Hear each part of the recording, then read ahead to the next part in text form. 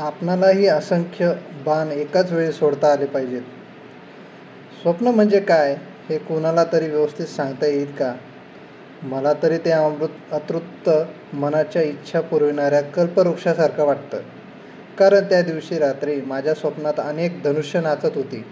फुलांनी सजवलेली वळणदार आकाराची टणक पण लवचिक धनुकलींच्या अशी अनेक धनुष्य मी एकमेकांमागून एक अशी हाताळीत होतो. दिसेल त्या वस्तूवर एका मागोमाग एक असे अचूक बाण सटासट टाकीत होतो. स्वतःच्या लक्षवेधावर स्वतःच खुश होत आनंदाच्या टाळ्या पिटीतच मी जागा झालो होतो. एके दिवशी सकाळी मी आणि शोन नगराजवळच्या अरण्यात रथासाठी लागणारी किकर वृक्षाची कठीण आणि टिकाऊ अशी लाकडं आणण्यासाठी गेलो होतो. शोन तर त्या दिवशी फारच आनंदात होता. अरण्यात फिरायला मिळणं ही त्याच्या दृष्टीने फारच भाग्याची गोष्ट. तिथल्या अनेक पक्ष्यांचे निरनिराळे मंजूळ आवाज, झाडांच्या फांद्याची एकमेकावर घासून होणारी करकर, झऱ्यांची नाजूक खळखळ, प्रचंड वृक्षांच्या आधारानं वर चढणाऱ्या वेलीची अविरत सळसळ या सगळ्याबद्दल त्याला एक वेगळंच आकर्षण होतं. त्याचं वर्णन न थकता तो घटका करी. मला मात्र अरण्यात जाणं तितकंसं आवडत नसे. कारण तिथं सूर्यदेवाचं ओझरतही दर्शन होत नसे. माझं मन उगाचच अस्वस्थ होई. तिथं उगाचच कोंदटल्यासारखं वाटे. शक्य तितक्या लवकर मी तिथून बाहेर पडण्याचा विचार करी. मोकळ्या पठारावर आल्यावर मगच मला जरा हलकं मोकळं वाटे. आदित्यनारायणाचं दर्शन घेतल्यावर तर माझा सगळा शीण कुठल्या कुठं क्षणात दूर पळून जाईल. त्या दिवशी किकराची लाकडं घेऊन आम्ही नेहमीप्रमाणे परतलो. अरण्याबाहेर लवकर जाण्यासाठी मी झपाझप पावलं उचलू लागलो. शोन माझ्या मागोमाग येतच होता. जवळच्या एका मोकळ्या पठारावर आल्यावर मी थांबलो. शोनही माझ्या मागोमाग लागलीच आला. खांद्यावरची लाकडं एका झाडाच्या बुंध्याला टेकून ठेवीत त्यानं तोंडावरचा घाम उत्तरेयाने पुसला. समोरच्या इस्तेतात वाढलेल्या शराच्या कुरणात गव्या म्हशीचा एक काळ्या पांढऱ्या रंगाचा कळप चरत होता. त्यातच एक थोराड सांबर मिसळलेलं होतं. आपली ऐटदार शिंगं टवकारून ते आमच्याकडं पाहू लागलं. शोनाला प्रश्न विचारायला तेवढं कारण पुरेसं होतं. त्यानं लागलीच मला विचारलं, दादा, ते एकटंच सांबर या कळपात कसं रे आलं आहे? मी तरी त्याला काय उत्तर देणार होतो. काहीतरी सांगायचं म्हणून मी म्हणालो, वाट चुकली असेल रे त्याची. नाहीतर त्याच्या कळपातील इतर साथीदार विसरले असतील त्याला. पण त्या सगळ्या कळपात ते किती वेगळं उठून दिसतंय. पण आपले साथीदार सोडून ते एकटंच का भटकत असावं? याचं कारण बराच वेळ विचार करून मला लवकर सापडलं नाही. त्या सांबराकडं पाहताच आम्ही पुढचा मार्ग धरला. मला त्या सांबराची ऐटदार शिंग फारच आवडली होती. मी जाता जाता सहज कानांना हात लावला. मासल कुंडलं हाताला लागली. मीही त्या ऐटदार सांबरासारखा दिसत असेन का या माझ्या कुंडलामुळं एक विचार माझ्या मनात तरळून गेला. तसं कुंडलाविषयी मी अनेक वेळा आईला खोदून खोदून विचारलं होतं. पण तिला कधीच त्याबद्दल नीट उत्तर देता आलं नाही. एकदा तर मी तिला स्पष्टच विचारलं होतं, शोन आणि मी सख्खे भाऊ आहोत, मग त्याला का नाहीत कुंडलं? क्षणभर भेदरलेल्या डोळ्यांनी माझ्या कुंडलांकडं पाहत ती गप्पच बसली. आणि मग माझ्या भानावर येत म्हणाली, ते मला विचारू नकोस, तुझ्या तातांना विचार. हे सांगताना ती गोंधळली होती. मी तसाच बाबांकडे गेलो. त्यांनाही मी तोच प्रश्न विचारला. पण त्यांनी अगदी विचित्रच उत्तर दिलं. ते म्हणाले, गंगा मातेलाच विचार त्याचं कारण. ती कधीतरी तुला याचं उत्तर देईल. मी विचार करू लागलो, गंगा माता याचं उत्तर कसं बरं देईल? नदीला का कधीतरी बोलता येईल? छे, ही मोठी माणसं अशी का वागतात? लहानाशी ते असं का बोलतात?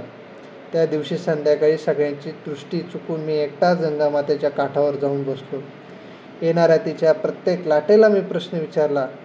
एकट्या माझ्याच कानात कुंडलं का? पण एकही लाट माझ्या त्या प्रश्नाचं उत्तर काही देऊ शकली नाही. जगातील सगळीच मोठी माणसं फसवी असतात असं त्या दिवशी मला वाटलं. लहानांना अज्ञानात ठेवणं एवढंच ती करीत असावीत. नाहीतर मग एवढी मोठी गंगामाता गप्प कशी? दुसऱ्या दिवशी संध्याकाळी धनुष्यानं खेळताना मी तोच प्रश्न शोनाला विचारला. शोना, खरं खरं सांग, तुला का नाहीत कुंडलं? त्याने दिलेलं उत्तर ऐकून मी तर स्तब्धच झालो. तो म्हणाला, मलाही ते माहीत नाही. मला तुझी कुंडलं मात्र फार फार आवडतात. रात्री तू झोपलेला असतोस त्यावेळी तर ती मंद मंद झगमगत असतात. त्याचा निळसर प्रकाश तुझ्या तांबसर गालावर पडलेला असतो. उगवतीच्या किरणात नुकत्याच उमललेल्या सुवर्ण कमळासारखी दिसते तेव्हा तुझी चर्या. मी अवाक होऊन त्याच्याकडं पाहू लागलो. तो खोटं बोलत नव्हता आणि माझ्या बाबतीत तर ते कधीच शक्य नव्हतं. माझ्या मनात एकदम अनेक प्रश्नच काहूर उठलं. इतर कुणालाही नव्हती अशी माझ्या कानात 2 मासर कुंडलं होती. इतकंच नव्हे तर ती प्रकाशत होती. मलाच ती का मिळाली होती? कोण आहे मी? शोनाचे दोन्ही खांदे गदागदा हलवीत मी त्याला कळवळून विचारलं. शोना, कोण आहे मी? माझ्या डुलणाऱ्या कुंडलांकडं शांतपणे डोळा भरून पाहत तो निरागसपणे म्हणाला, माझा मोठा भाऊ वसुदादा. त्याचे खांदे मी तसेच झटकून दिले. त्याच्या उत्तरानं माझं समाधान झालं नव्हतं. मी समोर पाहिलं. सूर्यनारायण आपल्या असंख्य कुचल्यांनी आकाशात छत नानाविध रंगवीत अदृश्य होत होते आणि माझ्या मनात कुंडलांचं कुतूहल दाटत होतं. त्या रात्री काही केल्या मला झोप येईना. कुतूहल हे अवखळ घोड्यासारखं असतं. संयमाचं कितीही वेग लावले तरी ते धावतच सुटतं. या कुशीवरून त्या कुशीवर असा सारखा मी तळमळत होतो. एकच एक प्रश्न पुन्हा पुन्हा सारखा माझ्या डोळ्यासमोर नाचू लागला. माझ्या कानातच तेवढी कुंडलं का? रात्री ती चमकतात म्हणे. कशी चमकतात ती? का चमकतात? तसा ताडकन उठून अंथरुणावर बसलो. डोळ्यांची बुबुळं कानांच्या कोपऱ्यापर्यंत खेचून खरोखरच कुंडलं चमकतात काय हे पाहण्याचा व्यर्थ प्रयत्न करू लागलो. काही केल्या कान डोळ्याच्या कक्षेत येईनास. अस्वस्थ झालो. आपले कान आपले कसे दिसतील याचा बराच वेळ विचार केला. मला काही सुचेना. क्षणभर वाटलं शोनाला उठवावं आणि माझी कुंडलं चमकतात काय ते पहा असं त्याला विचारावं. पण आईच्या कुशीत तो निर्धास्तपणे झोपला होता. त्याला उठविलं असतं तर आईही जागी झाली असती. बाबा तर हस्तिनापुरात होते. काय करावं हे समजेना. इतक्यात मला बाबांचे शब्द आठवले. गंगामाता तुला त्याचं कधीतरी उत्तर देईल. मी हळूच अंथरुणावरून उठलो. अलगद पर्णकुटीचं दार उघडलं आणि गंगामातेच्या रोखानं चालू लागलो. आकाश पांढऱ्या शुभ्र लुकलुकणाऱ्या तारांनी नुसतं खचाखच बहरून गेलं होतं. शोन म्हणाला होता, तुझी कुंडलं चांदण्यासारखी चमकतात. म्हणून मधून मधून चांदण्या कशा चमकतात ते निरखून पाहू लागलो. पण तेवढ्यानं माझं काही समाधान होईना. रात्रीच्या किड्यांची किरकिर सतत चालू होती. सगळं चंपानगर मंदिराच्या गाभाऱ्यासारखं निचळ शांत होतं. चुकूनच कोणाच्या तरी अश्वशालेतील घोड्यांची फुरफुर काय ऐकू येत होती. तारकांच्या अंधुकनी अस्पष्ट प्रकाशात समोरचा मार्ग अस्पष्ट दिसत होता. मी झपाझप पावलं उचलत चालू लागलो. मधूनच थंडगार वायूच्या लहरी अंगावर आदळत होत्या. उत्तरीय पांघरायलाही मी विसरलो होतो. बराच वेळ चालल्यानंतर गंगाकाठावर आलो. दिवसा चैतन्यानं उफाळणारं ते पात्र रात्री मात्र अतिशय गंभीर आणि शांत वाटत होतं. दिवसा आकाशाला भिडलेलं दिसणारं ते विशाल पात्र अंधाराच्या साम्राज्यात पार मिसळून गेलं होतं. केवळ किनाऱ्यावरच्या खडकावरनी वाळूवर आदळणाऱ्या अविरत लाटांची लपलप तेवढी ऐकू येऊ लागली. त्या आवाजानं तिथल्या शांततेला फारच गंभीरता आणली होती. मी तसाच उभा राहून त्या शांततेचा कानोसा घेऊ लागलो. क्षणभर आपण इथं काहीतरी विचारायला आलो आहोत हे मी पार विसरून गेलो. विचारांच्या तंद्रीत तसाच गंगामातेच्या पात्रात उतरलो. आकाशातील तारकांचं स्वच्छ प्रतिबिंब त्या संथ पात्रात पडलं होतं. त्यातील 2 तारकांचं प्रतिबिंब हिंदकळत लांबट होई. उंजळीत पाणी घेण्यासाठी म्हणून खाली वाकलो. त्या 2 तारका जास्तच चमचमू लागल्या. मी माझं तोंड पाण्याच्या अगदीच जवळ नेलं. त्या 2 तारका म्हणजे माझ्या कानातील 2 कुंडलंच होती. खालच्या गंगेच्या पाण्याच्या दर्पणात ती मंद पण चमकत होती. मधूनच लाटेबरोबर लांबट आकार घेत होती. मी माझा चेहरा पाण्यात एकटक निरखू लागलो. ती 2 कुंडलं निळसर प्रकाशाची एकलग वलय फेकीत होती. ते माझ्या चेहऱ्याचं अस्पष्ट स्वरूप होतं. माझी कुंडलं रात्री चमकतात हे रहस्य गंगामातेने मला सांगितलं. पण चमकणारी कुंडलं मला एकट्यालाच का मिळाली होती? कोण आहे मी? तसाच पाण्यात उभा होतो. माझ्या मनातील एक शंका दूर झालेली होती, पण दुसरी तशीच होती. का मिळालीत मला ही चमकदार कुंडलं? 3-4 घटका तसाच पाण्यात उभा होतो. पहाटे कोणीतरी काठावरच्या मंदिरातील घंटा वाजवली. एकदम पर्णकुटीची आठवण झाली. मी नाही हे पाहून आई घाबरून गेली असेल. लवकर परतावं म्हणून समोर पाहिलं. पूर्वेकडची बाजू हळूहळू उजळू लागली होती. अंधाराच्या साम्राज्यात विरलेलं गंगामातेचं पात्र पुन्हा निळ्याभोर आकाशाच्या हातात हात घालून उभं होतं. पहिल्याच पर्जन्याच्या सरीनंतर एखादा पिवळसर कोंब धरणी मातेच्या कुशीतून हळूच बाहेर डोकावू लागावा, तसे दूरवर सूर्यदेव गंगामातेच्या उदरातून वर येत होते. मी त्याच्याकडं पाहिलं. माझं मन शांत झालं होतं. नकळत ओंजळभर पाणी घेतलं. डोळे मिटून त्या पाण्याचा अर्ध्य हळुवारपणे मी सूर्यदेवांना दिलं आणि परतलो. रात्री अस्पष्ट दिसणारा मार्ग आता उजळून निघत होता. रात्री मंदिराच्या गाभाऱ्यासारखं शांत वाटणारं चंपानगर आता मंदिराच्या कळसावर फडफडणाऱ्या त्रिकोणी ध्वजासारखं चैतन्यमय वाटत होतं. परत आल्याबरोबर आईने मला विचारलं, कुठे गेला होतास? ती किती घाबरली होती. गंगामातेच्या काठावर तू नाहीस ना, पण तिनं दाखवली मला.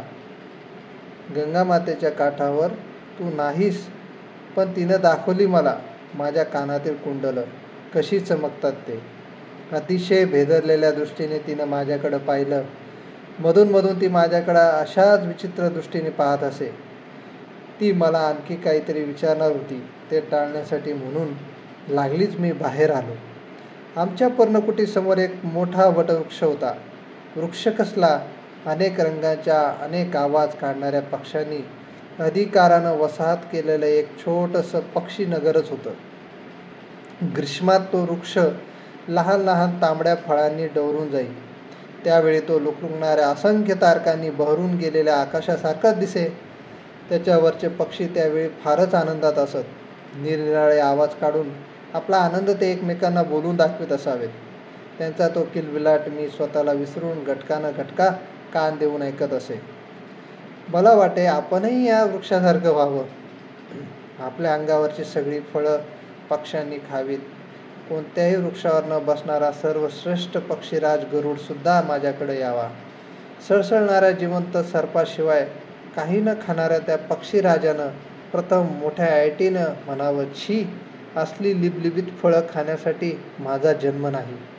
मी माझ्या हिरव्यागार पानांचे हात जोडून त्याला वंदन करून म्हणावं, फळ नको खाऊ पक्षीराज, पण विश्रांतीसाठी तरी जरा थांबशील की नाही.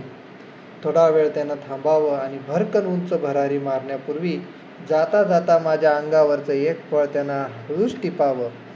पक्षीराजाच्या त्या पराभवावर आनंदित होऊन मी माझ्या पानाच्या असंख्य हातांनी टाळ्या पिटाव्यात. अंगावरच्या उत्तरेयाच्या वेली करून त्या आनंदात यशानं अवकाशात उडावाव्यात. मी त्या वृक्षाकडं पाहत होतो. त्याचा आकार गदेसारखा होता. वर फांद्यांचा गोलाकार घेरणी, खाली बुंध्याचा बळकट दंड. इतक्यात खाड असा कसला तरी आवाज झाला म्हणून मी तिकडं पाहिलं. भगदत्त नावाच्या आमच्या शेजारी राहणारा एक सारथी आपल्या हातातील आसूडाचे फटकारे काढीत येत होता. मी त्याच्याकडं आश्चर्याने पाहिलं. हातातील आसूड मानेभोवती लपेटीत तो म्हणाला, काय वसू, काय पाहतो आहेस? काही नाही, पक्षी पाहतो आहे, मी उत्तर दिलं. या वटवृक्षावर कसले पाहतोस पक्षी? पक्षी पाहायचे असतील तर अरण्यात अशोकाच्या वृक्षाजवळ जायला पाहिजे. या वटवृक्षावर कावळेच जास्त असतात. ही किलबिलत फळं खाण्यासाठी ते जमतात. हातातील आसूडाच्या दंडानं खाली पडलेला काही फळ उडवीत तो म्हणाला, कावळे? होय भारद्वाज. शेण, कोकिळ असले पक्षी चुकूनच असावयाचे इथं.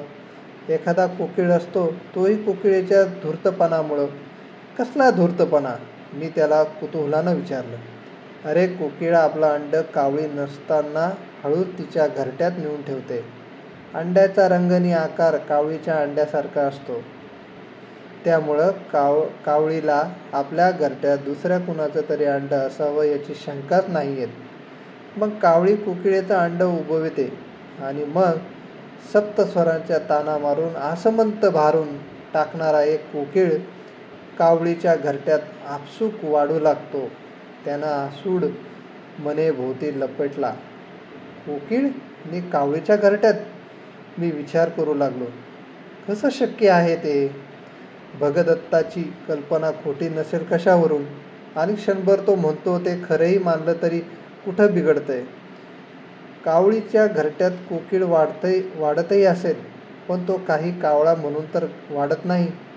वसंत ऋतूचा योग्य काळ येताच त्याची सप्तस्वरातील तान इतर पक्ष्यांना गरजून सांगते की मी कोकिळ आहे, मी कोकिळ आहे. एके दिवशी नगरातील सगळी मुलं एकत्र जमून नगराबाहेरच्या पठारावर खेळत होती. राजसभेचा खेळ खेळण्याची कल्पना कुणीतरी काढली होती. खरंच मुलं म्हणजे प्रतिसृष्टी निर्माण करणारे ऋषीच नसतात का? त्या दिवशी सगळ्यांनी राजसभेचा थाट उभा केला होता.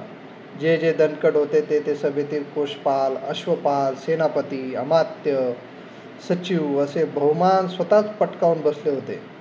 सभेची ही माहिती त्यांनी कशी काढली होती हे एक मोठं आश्चर्यच होतं. मध्येच एक उभट असा मोठा पाषाण होता. ते त्यांनी राजसिंहासन ठरविलं होतं. त्यांच्यामध्ये सेनापती झालेल्या शोणाला मी परत बोलवून आणण्यासाठी चाललो होतो.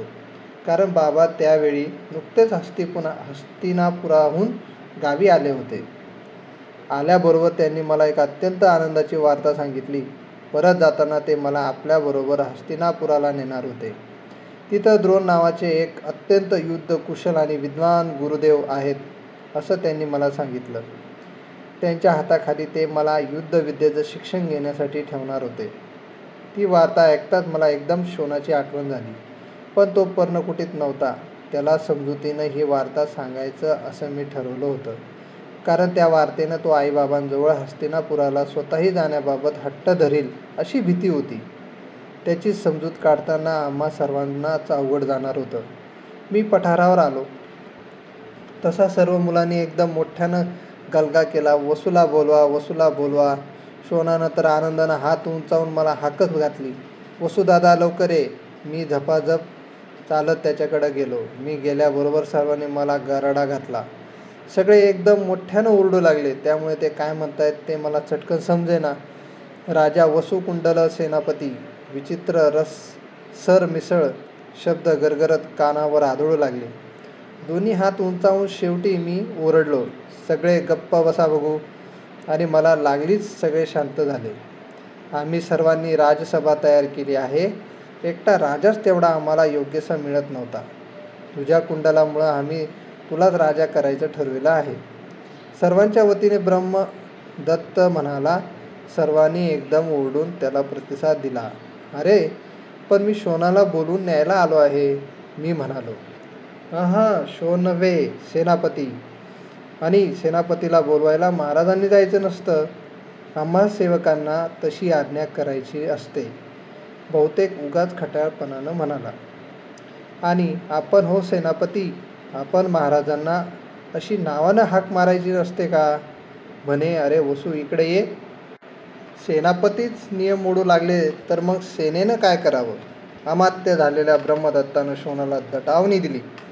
मी ओढेवेढे घेत असताना त्यांनी मला दंडाला धरून सरळ त्या काळ्या पाषाणावर नेऊन बसविलं. अत्यंत आदरानं वाकत ब्रह्मदत्त म्हणाला. चंपानगराधिपती वसुसेन महाराजांचा. सर्वांनी आनंदातिशयानं त्याला प्रतिसाद दिला. विजय असो. सगळे खाली बसले. माझी आता सुटका होणे शक्यच नव्हतं. म्हणून मीही राजाच्या ऐटीत बसलो आणि म्हणालो, अमात्य, सभेचं कामकाज सभेपुढं सादर करण्यास अनुज्ञा आहे. असं आमचं बोलणं चाललं आहे. इतक्या शेजारी चरणाऱ्या गुरातील एक धिप्पाड खोड जय जयकाराच्या मोठ्या आवाजानं भितरून गेला. आपली गोंडेदार शेपटी त्यानं ताठ उंच केली. कानांनी आवाजाचा वेध घेतला. फुसकारत नाकपुड्या विस्फारल्या आणि शिंग रोखून तो सरळ आम्ही बसलो होतो त्या दिशेने कानात वारा भरल्यासारखा धावून येऊ लागला. ब्रह्मदत्तानं त्याचं ते अक्राळ विक्राळ स्वरूप पाहिलं आणि भेदरून जीव घेऊन स्वैरपणं पळता पळता हात उंचावून तो ओरडला, सेनापती महाराज, पळा पळा पळा, राज्यावर संकट. पावसाचं पाणी जमिनीवर पडल्याबरोबर जसं क्षणभरात पांगतं तसे सगळे क्षणात कुठच्या कुठं पसार झाले. शोन माझ्याजवळ येऊन पळून जाण्यासाठी मला हाताला हात धरून ओढू लागला. मी झटकन त्या पाषाणाजवळ ताठ उभा राहिलो. शोनाला वर घेऊन माझ्या मागं त्याला उभं केलं. झंझावातासारखा तो खोंड आमच्या दिशेने येऊ लागला. त्याचे डोळे गरगर फिरत होते. समोर दिसेल त्या वस्तूला धडकन मारून तिच्या ठिकऱ्या ठिकऱ्या उडवण्यासाठी त्याच्या मस्तकातील नस न नस उतावीळ झाली असावी. त्याच्या तोंडातून लाळेची लपलपती धार लोंबत होती. मध्ये ती किरणात चमकत होती. पाषाणासमोर आल्याबरोबर तो थोडा वेळ थांबला. पुढच्या पायांच्या खुरांनी त्याने खरकन माती उकरली आणि शिंग रोखून तो सुचीबाणासारखा एकदम उसळला. मी क्षणभर आकाशात पाहिलं. सूर्यदेव आपल्या रथाचे असंख्य घोडे केवळ आपल्या 2 हातांनी सहज अविरत होते. काही समजायच्या आत मी शोनाला मागं सारलं आणि दुसऱ्या क्षणी माझ्या हातांची जबरदस्त पकड खोडाच्या शिंगाभोवती पडली. शोनानं दादा म्हणून हंबरडा फोडल्याचं अस्पष्टपणे मला ऐकू आलं. पुढं काय झालं ते मला स्पष्टपणे आठवत नाही. पण जसे जसे मला उडवून लावण्यासाठी त्या जनावरानं जबरदस्त हिसके मारले होते तसे तसे माझे दोन्ही हात त्याच्या शिंगाभोवती जास्तच आवळत गेले होते. माझं शरीर रथचक्राच्या लोखंडी धावा तपल्यावर जसा रसरशीत होतात तसं झालं आहे असं मला वाटलं. त्यानंतर वसू कोण होता, कुठं होता, काहीच मला समजलं नाही. जागा झालो त्यावेळी मी त्याच पठारावर होतो, पण माझं डोकं आईच्या मांडीवर होतं. जवळच बाबा उभे होते. त्यांनी हातात त्या खोडाचे वेग धरले होते. मगाशी डोळे विस्फारून उधळणारा तो खोड आता दमून धापा टाकीत उभा होता. त्याच्या तोंडातून फेस येत असावा. माझ्या डोक्याजवळ शोन उभा होता. एकटक तो माझ्याकडे पाहू लागला. मी डोळे उघडतात त्याच्या मुखावर हास्याची एक लकीर चमकून गेली. मी आजूबाजूला पाहिलं. मगाच्या खेळातील ब्रह्मदत्त, वीरबाहू आणि त्यांचे सोबती पुन्हा सभोवती जमले होते. मला एकदम राजसभेची आठवण झाली आणि क्षणापूर्वी आपल्या अंगात एक कसली तरी तप्त शक्ती होती असं वाटू लागलं. क्षणात ती शक्ती कुठंतरी निघून गेली होती. मला अतिशय थकल्यासारखं वाटू लागलं होतं, पण माझं अंग कुठंही ठणकत नव्हतं. मी झटकन उठून बसलो. आपणाला कुठंतरी लागलं असेल म्हणून मी माझ्या शरीराकडे पाहिलं. अंगावर कुठंही एकही साधा ओरखडा सुद्धा नव्हता. मी उठून उभा राहिलो. बाबाजवळ जात त्यांच्या हातातील वेग हातात घेतले. त्या धापावणाऱ्या खोडाच्या पाठीवर एक सणसणीत थाप मारली. त्याचं कातडं भीतीनं क्षणभर थरथरलं. आपली शेपटी आत ओढीत तो माझ्या पुढं झटकन दूर झाला. शेजारी त्या खोडाचा गोपाल उभा होता. त्याच्या हातात मी त्या खोडाचे वेग दिले. तो गोपाळ डोळे फाडून माझ्याकडं पाहत आपला खोड घेऊन निघून गेला.